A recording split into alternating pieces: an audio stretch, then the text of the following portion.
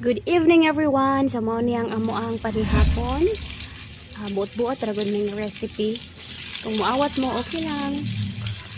So mo na nagisatag ahos og white onion at isang ito social saute daw. Igisa ra siya. Tapos magulatan na mo brown siya or magawas ang iyang aroma sa sibuyas. White onion akong gigamit pero wala lang. Fruit lang ako. Ganahan lang siya.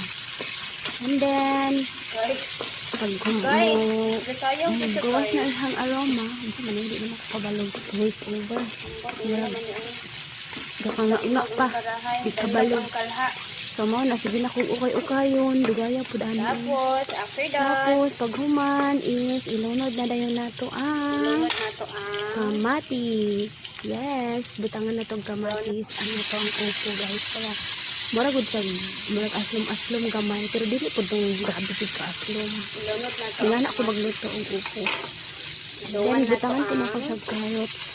Wala lang, butang-butang lang ko carrots. Kaya colorful siya tanahon. Then, gitahon na muna siya. Ug, ilunod na dayon nato ang ato ang ground meat.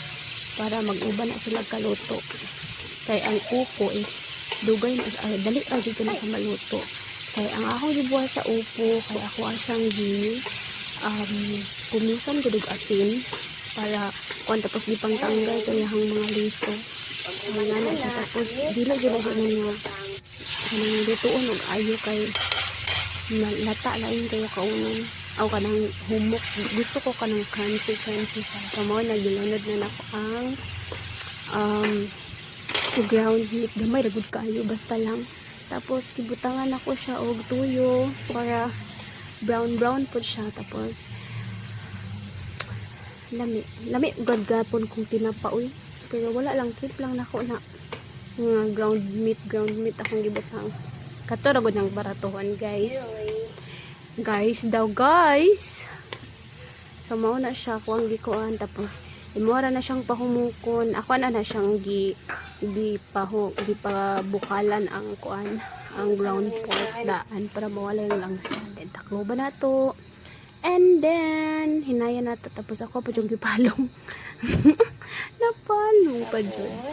Then gibutangan ako siya black pepper, no. Gibutangan po na ako na siya pork cubes, guys. Para mo na siya ang magsilbing ilaw, charing.